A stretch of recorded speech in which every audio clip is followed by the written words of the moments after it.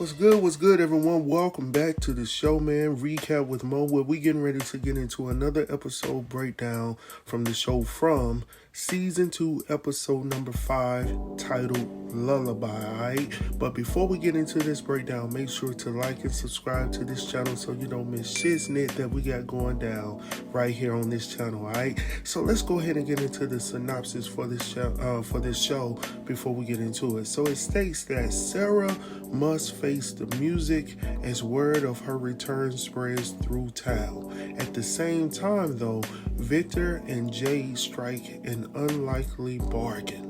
Now that we got that out of the way, let's go ahead and jump into this episode, alright? So we start off with the bus scene, which I was anxiously waiting to see what was going to go down when old boy was pretty much, he was pretty much separated from everyone else. Now to say we ain't going for that over here. This is going to be your crib for a little while until you can get your act together, right?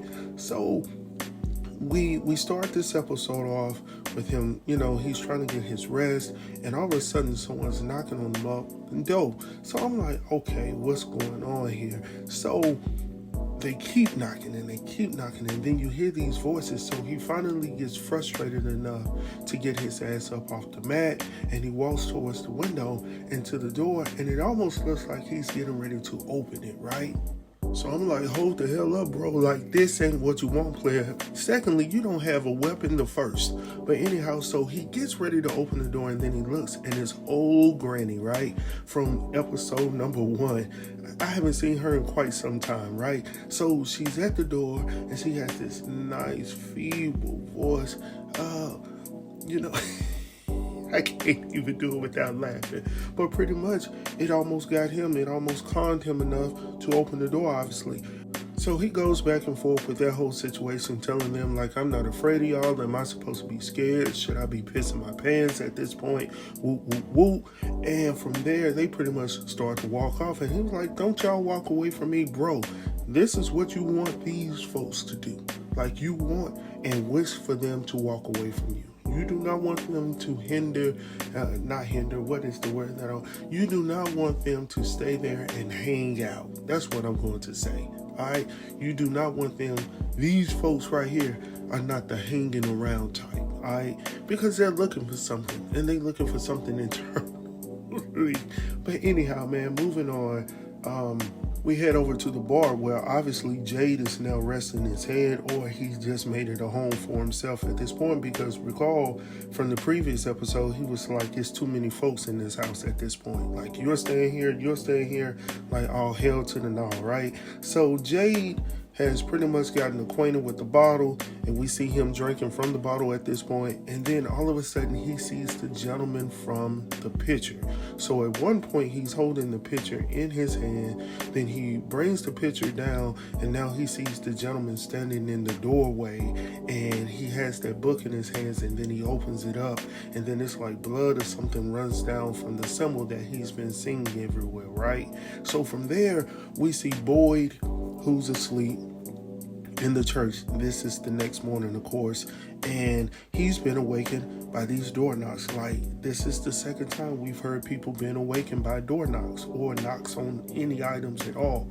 So when Boyd decides to get up, he's headed towards the door, and we see Sara pop up out of nowhere, and he was like, no, you get the hell back, like, stay out of sight.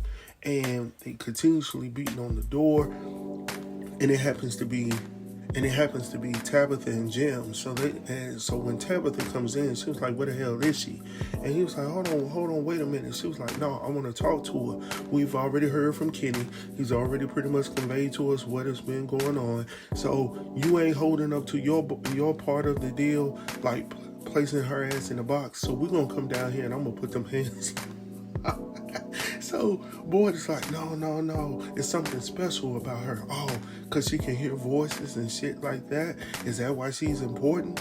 So pretty much Sara comes out, even though Boyd has pretty much told her to hang back, stay out of sight. She comes out of nowhere, and then Tabitha walks up like she's getting ready to put hands on her. Of course, Boyd is like, Tabitha, hold on. So she stands over there and she threatens her lovingly, right? Like, if you ever put your hands, don't ever come close to my family. I was like, go ahead and put some hands on her, Tabitha. Like, You didn't come up here just to talk. Let's go.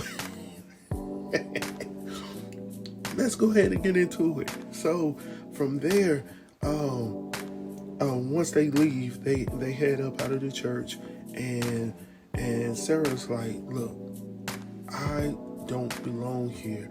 But Boyd is like, listen, I need you to stay inside, and I need you to lock this door. Do not come out. Now, recall the last statement that I just said.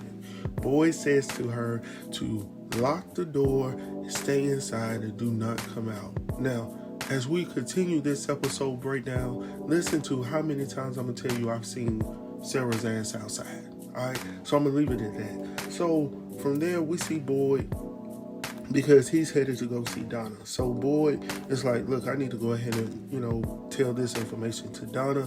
I want her to hear it from the horse's mouth instead of getting it from someone else. But he should have already known that Kenny's loud ass, he's already gone there to tell of his frustrations. Boyd, you late to the draw, bro. So anyway, next we see Ethan. He's locked up in his room in a corner because he's heard the conversations from the family the previous night discussing the whereabouts of Sara. Oh, she's back in town. So of course at that time he was fearful of Sara, and so his dad and his mom come back to the house, and they pretty much, encourages him to come to the door. So he was like, okay, well, when he comes to the door, he says to his mom, or to his parents rather, that he wants to actually see Sara in person. All right. So from there, we see Mary and Christy. They're reminiscing about, the past times, when Christy and Mary were, back in the day, a few months ago, a year or so ago. And Mary had a surprise for her, and it happened to be an old ass t-shirt, from where they came from. And, she always had it and slept with it while, Chrissy has been gone, on her hiatus, right? So from there, we see Sara is outside. Now remember, go ahead and count this now. So Sara is outside now, which Boyd told her not to come out. So she comes to her old house looking for personal items, specifically for a small ceramic ornament, right? So there's a new family that's obviously living in the house. So they're like, what the hell you doing? And she picks up this shirt and she's smelling it. And he was like, hold on, that's mine. She was like, no, this is my brother's. He was like, no, not anymore. That's mine. They gave that. Like, that's my shit. Go on and put my shit down. So they pretty much told her ass, look, it ain't here. We already gave your shit out. Look, we felt it just didn't feel good. The energy wasn't good. The vibe wasn't good, with your shit here. So we pretty much got rid of it. And by the way, I don't feel too comfortable with you being right here right now. So you need to go ahead and check this. So they pretty much tell her to get up out the house. And she's really concerned about this ceramic ornament, which we'll talk about later. So they pretty much told her that they gave it to Kenny's mother for storage, all right? So from there, we see Jade and Victor, all right? So Victor comes over to visit Jade.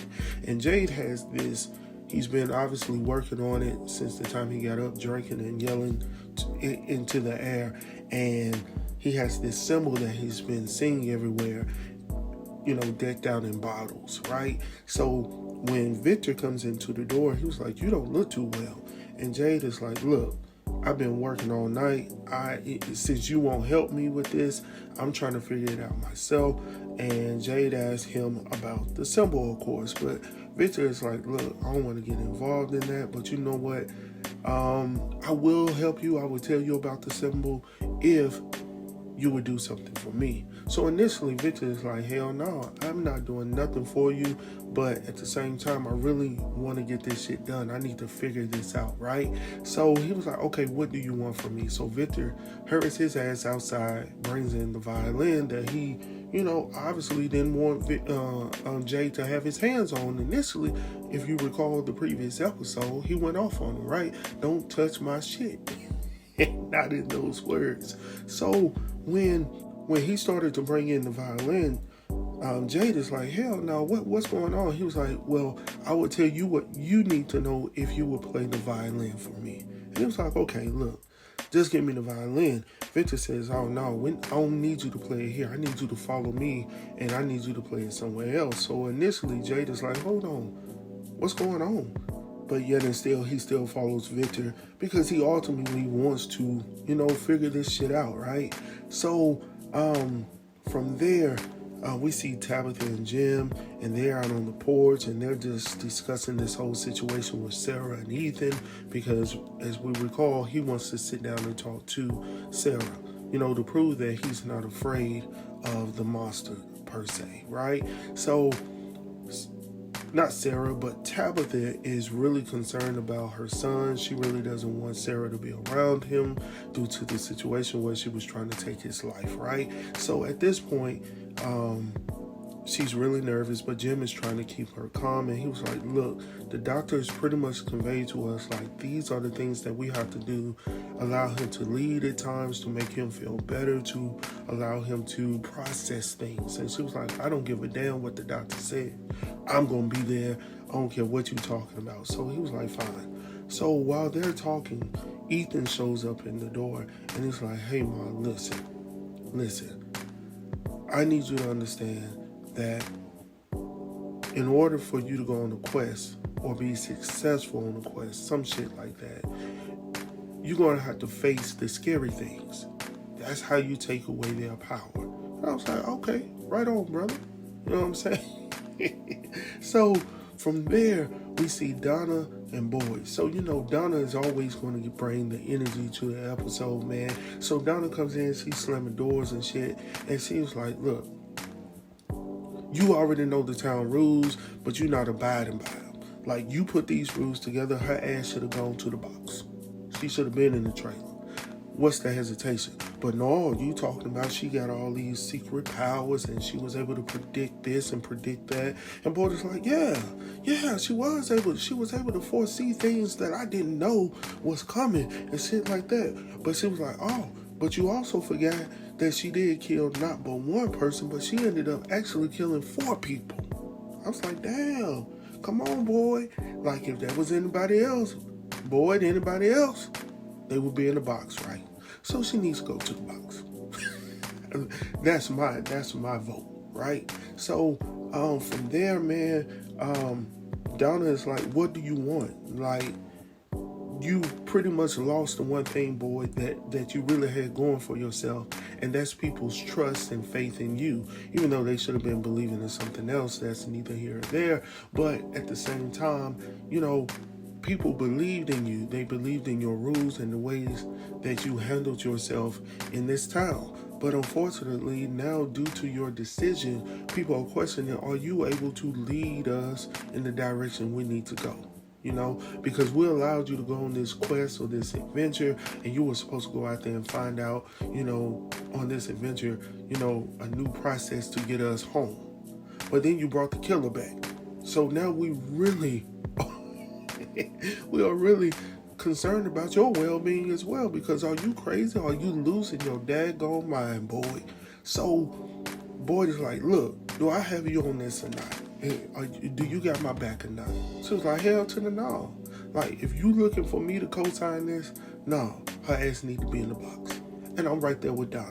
She needs to go to the box. I don't know what she's bringing to the table, but she needs to go to the box, right? So from there, she also dropped a dime on him. She said, bro, I don't think this has nothing to do with you trying to save Sara or trying to get us back home. I think this actually has to do with your wife, Abby, not Addie. Because when you killed her, when you shot her, you're really trying to save Sara, something that you could not do with your wife. But outside of that, you still ain't getting my damn support. So from there, man, we see, what do we see? Yeah, we see Ethan and Sara, all right? So Ethan comes up and, he tells her, and she doesn't say anything, but he pretty much says to her that, everyone thought that you were dead, and then you went to the woods. But we know in the woods, the things that come out of the woods are monsters. So you're a monster too. And I want you to know, Sara, that I'm not afraid of your ass. I was like, for real? And Jim is just going to allow his son Ethan to talk to a grown-ass woman like this? Come on now. You can't come with no disrespect. I can understand you feel some type of way, but you can't allow these badass kids to sit up and disrespect these grown-ups. I mean, look, it is what it is, bro. But anyhow, let's move on before I get upset. But anyhow, so next we see Victor and Jade. Now, Victor takes Jade to the car cemetery.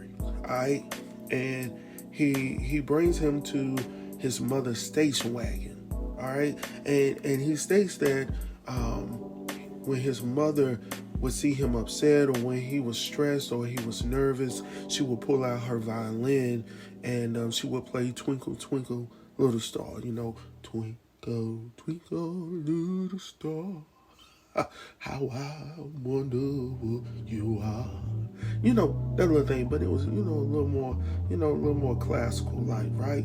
So we see Victor pretty much telling him, this is where your ass gonna play, and I need you to play it just like I want you to play it. Alright? That's what I need you to do. So from there, Victor starts to play, and we see old boy get up there and cross his legs in Indian style, and he sits up there and he lifts his head to the sky, and all of a sudden you start to see the little tears run down his eyes. That's poetic, right? So I'm sorry, y'all. This episode was great. There was a whole lot of comedy parts in here. There was a lot of parts in there for us to learn from. So I'm enjoying myself with this episode. So y'all gonna have to forgive me, all right? I hope y'all are enjoying this review as well. So from there, next we see Elgin. Elgin done walked up into the church, y'all. He done walked up in the church building, and he sees none other than Sara. Sara sitting up on the front pew like the first lady, right? And she and she asked him, like, oh, you were one of those on the bus, right? And Elgin was like, yeah, but he was inquiring about her, like, you live here? Because I've never seen you at the colony house before. And she was like, yeah, I pretty much stay here. He was like, yeah, I would have known. So he was trying to speak game to Sara. Did y'all notice that? You know, he was sort of liking Sara, all right? So we'll see where this goes, because I think Sara going somewhere else, but I don't think Elgin want to go there. But anyway, he talks to her about a whole bunch of shit, and then he tells her pretty much where he would always go to church with his grandmother. So we actually find out where he was actually going to on the bus. He stated that he was actually going to see his grandmother, and he goes there every weekend or something like that, or every other week, but I think it's every week. And that's actually where he was on his way to when he ended up in Nowhere Land, right? So she tells him about how she and her brother used to collect these cheap ceramic ornaments, right? And she said that her brother Nathan's ornaments would always look better than hers. So Elgin was enjoying the conversation. He actually done moved to the other side where she was, right? So Nathan she thought all of this shit was gone. She thought it was lost forever. And she found out that Nathan had actually kept one of those ornaments from back in the day that she and he had, painted or whatnot. So he had kept it after all of this time. So when she went back to the crib, her old spot, when she was asking about the ceramic ornament, that's what she was looking for. An old ornament that she and Nathan, her brother, had painted. So I can understand. I'm feeling some type of way about Sara right now, because I'm saying that, she's hurt right now and she's going through some shit. So we need to be able to, look at her from another vantage point, right? But hell no, because Elgin slowly finds out what the real problem is. Because Elgin asked about her brother, and she was like, well, he used to be here. So he was like, oh, where is he? Is he at is he somewhere else out in town? And she was like, no, he's dead. And then she finally says to him, she says, well, I actually killed my brother. So the look on Elgin's face, bro, when she said that, he was like, oh, okay. He said, but it was an accident, though. And then he looked at her, and she was like, no, it wasn't no accident, bro. And he was like, oh, so I guess I'm gonna I guess I'm gonna go ahead and get my ass up real quick and head on for the door. So while he's getting up and he's headed towards the door slowly, because you don't want to move too fast, Elton, right? So when when he gets up, she pretty much says, "Hey, nice meeting you." And he was like, "Yeah, nice meeting you too." So from there, we see Sara, who goes to the diner. Once again, she's out. She needs to be at church, but she's out. And then she sees Kenny's mother. So, of course, his mom comes out. And at first, I thought she was just going to break down and start crying right there. But she comes up on Sara. And she pretty much has a heart-to-heart with Sara, like, you took from me. You hurt me. And you put hate in my heart. Something that I didn't want to feel, right? And I was like, damn, she sure did. And so, Kenny's mom is like, and I'm sorry, I can't remember her name. I think it's Leah Ching. I can't remember her name right now. It escapes me. But anyhow, we're gonna keep it rolling anyhow, because I'm in it, right? So she says, I already know what you're here for. So she goes back there, she picks the box up out of the storage room, and then she places it gently on the table. I thought she was going to slam that thing down. No, she placed it gently on the table with her kind-hearted self. And she said, that's what you came here for. But I'm going to let you know this. Don't you bring your ragged ass up here. And not in those words I'm saying. She said, don't come up in here no more. Don't step foot up in here no more. I said, hold on. All the hate done came out, bro. Dang, I told y'all there was a lot of comedy in this show. You just have to be there for it, right? So next we see Jade and Victor again. So they're still in the car, the car cemetery or whatever, the graveyard, whatever you want to call it. And Victor shares with Jade that his mom, no, not his mom, but the man in the picture's name is Christopher. His name was Christopher. So Jade was like, okay. So he was a nice guy. He made people laugh in town. But then all of a sudden, he changed. Of course, he tells Jade after he done told him all this shit, got him all excited about the news and all this information that he's receiving. All of a sudden, he shuts down. You know what, man? I don't even feel like talking about this no more. That's what he pretty much said. He's telling Jade. And of course, Jade is like, hold on, wait a minute, bro. Hold the hell up. Like, you gonna finish telling me what's going down because we trying to figure this out. You need to tell me something, and you need to tell me something right now, because I keep seeing these damn symbols and they're everywhere in my mind, and then all of a sudden Victor pretty much, tells him, he breaks down a little bit, and then he goes over and he says, everyone died. I was like, oh hell, okay. So then he says, Christopher started seeing these symbols, and as he kept seeing these symbols, he would change every time. And he stated that, something about his mom, that, he states that there are bad things here that make people do bad things. So I'm wondering, is this symbol like, because every time you see the symbol, it's something either creepy, gory, or something that's horror-like or scary. I'm not sure exactly what that does, or does it hypnotize you to do something? Maybe that's what Sara was going through. Not sure. Anyhow, from there, we see Tabitha outside of the cave talking about she's here. She's working with those Bricko blocks, right? And the monster Bricko blocks. So when the kids came out of nowhere, I was like, hell to the no, like, where y'all get these? I was like, what's going on? These Cabbage Patch Kids, where y'all get these folks from? So they start putting their hands on her, start pulling on her, and she was like, get the hell up off me, don't put your hands on me, don't put your hands on me. And I said, please don't fall down. Please don't fall down. And of course, she fell down right when I said it the second time. So I was like, damn, like, hold on. Like, how you gonna run if you're on your knees, if you're on your butt? Like, how in the world you gonna run? So all of a sudden she wakes up, obviously because they were not there. Or were they? Who knows? But anyway, out of nowhere, we see Jade's ass out there like, hold on, what's going on? Like, first of all, where's Victor? Like, did he go to one of the far away trees?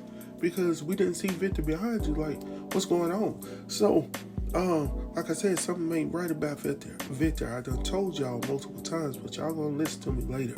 So anyhow, Boyd and Jim talk about what's going on. So Jim comes up on Boyd and he says, when I seen old girl today, when I dropped my son off today, I didn't see a monster. I saw a girl who is going through something. She's troubled. And that brings me back to the symbols. Did she see these symbols and did they hypnotize her, or did they get into her mind where she's obviously, under their will? Like, because, and obviously it takes a weak person or someone that's, weak internally. Obviously, that's what I'm just assuming. I'm not sure for sure if Sara is sick, but obviously she's weak enough in the mind for them to be able to control her, right? So from there, man, we see Boyd, talking back to him like, okay, what do you want? So Jim is pretty much telling him that, hey, it's more than what we're thinking this is, because, while your ass was on an adventure, we were at the colony house. What the plan was. We were putting, the broadcast, thing on top of, the tower on top of the colony house when a bad storm came. But in the midst of the storm, though, there was a voice that came over, and that voice knew my name as well as my wife's name and what the hell my wife was doing in the basement, bro. So there is somebody that knows every damn thing we're doing. She was down in the basement. And Jim is like, he's convinced now that it's more to this than meets the eye. Like Transformer. I'm just saying, are we transforming into something? Maybe Boyd would know about transforming into something soon. Who knows? We'll talk about that later. But anyhow, next we see old boy. Old boy out there working on the bus, y'all. At first, I thought he was working on the trap. Well, as I think about it, he may still be working on the trap. Or maybe he might ask for his gun back, sit on top of the bus. But can those things jump? Who knows? Or they can fly. Obviously, because Granny got up on the roof. An old girl who, got into the colony house, that came in with Mr. Smiley, some episodes back, they got up into the second level of the house. So can they fly? Can they glide? Can they do something? I'm not sure, but I'm intrigued right now what old boy got going on. I thought he was just trying to clean out space so he could turn the seats around, make a bed, something, because he gonna make this his house, y'all. I honestly believe he ain't going back to colony house. I think he feels like he good where he is. I just don't know yet. But anyhow, it came out looking pretty good. I ain't gonna lie. Even though he's been an ass these past few episodes, but I'm gonna give him that. All right. So next we see Boyd headed off into the diner. So when Boyd heads into the diner, he's walking in, and obviously the music box cuts on, and it's playing this little song in the back. And forgive me, y'all, I did not research the song that was playing on the radio. I always like to look up the song to see what the words are about, because oftentimes there's something in the song that potentially could lead to something else in the show. I promise you I will do a video to follow up on that as well sometime this week before the next show. All right, so from there, Boyd lifts, he lifts his, voice a little high. And every time he starts to yell, he starts to get those trembles. So he probably needs to stop trembling and yelling, or yelling and trembling. They sort of go hand in hand, Boyd. You haven't learned yet. But anyhow, so he starts to get that shake in his right hand, and he lifts his arm up, and of course we see the worms, right? So that's why I'm like, are you transforming into something? Could it be some of those little Cabbage Patch Kids that we seen outside? Like, what is it? Because you did look a little paler. I'm not sure. But anyhow, next we see, now I knew something, forgive me, y'all. I knew something was not right with Mary. All right. Mary's something just did not seem right with her. Now, if you recall, either it was last episode or episode before last, she was over there looking at all the medicine in the medicine cabinet. Then, I think it was the previous episode, because Tabitha came in and she was like, who the hell are you? And she was looking for Christy at that time. And she was like, oh, yeah. So from there, we see Mary off in there, and she's sneaking the medicine. Now, is she getting into the morphine that, my best friend just brought in. My best friend, the one that played on Mr. Rogers' Neighborhood. Is that the morphine that she just brought in that she's actually taking a hit of? Because that's what I feel like what she's doing right now. And I couldn't really zoom in like I really wanted to do. But I think that's what she's doing, y'all. But I don't know if she's sick or she has a habit. Either one is a bad situation, bad combination in this situation. So from there, we see Sara outside again, y'all. She's just walking now. Now, let me say this, and I'm going to say this because I got this image up right now. I think Sara is going to take her life. And I was going to save this for the end, but shit, I'm already here now. All right? So I feel personally that Sara is going to take her life, and I think she's going to place herself in the box because of the hurt that she's caused people, from Kenny's mom to Ethan to even Kenny as well. The way he treated her, and then he even broke her damn ornament, when she came outside of the diner, and he was like, oh, this is important to you? And he threw that damn box on the ground and all that stuff like that.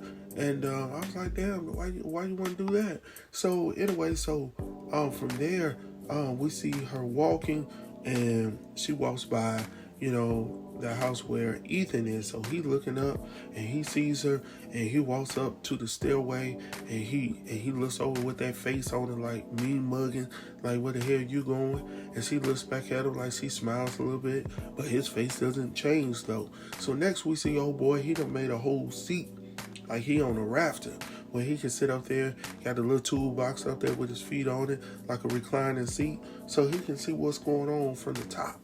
Alright, but he got that door open so his ass can jump right in. So, man, maybe he will make this like a luxury, camper situation. Shit, ain't no telling. Clean up that blood, it might be a halfway decent spot, bro. So from there, we see Kenny's mother, and she finally sees Boyd. Now, Boyd is like, hey, I'm hoping we can talk. Listen, bro. Kenny already told her what's going down. You been hiding shit. She don't want to talk to you. She already told her girl not to bring her little funky raggedy tail on back off in here. I wonder what she gonna tell you.